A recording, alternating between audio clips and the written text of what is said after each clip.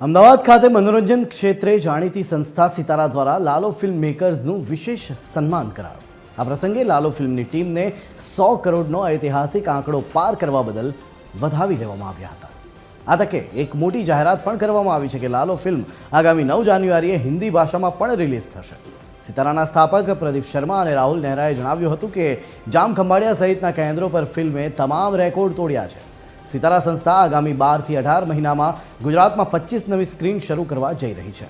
સૌથી મહત્વની વાત તો એ છે કે સિતારા સંસ્થા અને લાલો ફિલ્મના મેકર્સે ગુજરાતમાં અત્યાધુનિક ફિલ્મ સિટી અને વર્લ્ડ ક્લાસ મીડિયા સ્કૂલ બનાવવાની ઈચ્છા પણ વ્યક્ત કરી છે, જેનો બ્લુપ્રિન્ટ ટૂંક સમયમાં સરકારને સોંપવામાં આવશે।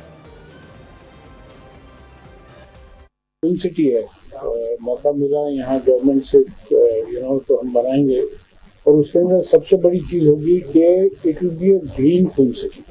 ग्रीन फिल्म सिटी का मेरा मतलब है कि जीरो कार्बन एमिट करेगा। Very good. First time in India, I think. It is first time in the world, not in India. Anywhere in the world, it is not there. This will be the first time in the world that a film city like this will be made, which is totally carbon free and environment के लिए बहुत अच्छा होगा। कि यहाँ पे market है, talent है। हम 1-2 स्टेट्स में फिल्म सिटी की बात कर रहे थे, न्यूज में भी आपने पढ़ा होगा, पर मोदी जी का विजन, गुजरात की लीडरशिप और लालो के 100 करोड़ हमें इस पॉइंट पे ले आए कि फिल्म सिटी यहाँ बनना है।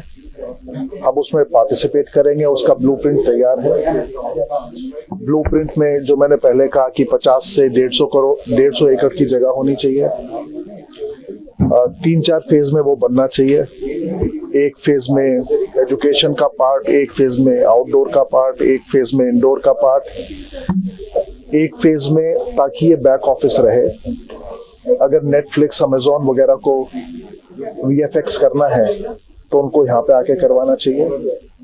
तो 4 या 5 फेजेस में ये ग्रीन फिल्म सिटी का ब्लूप्रिंट तैयार है। केतन भाई से जो भी कह रहे थे वो इसमें पार्टिसिपेट रहेंगे, पर जो ट्रिगर था वो लालो था।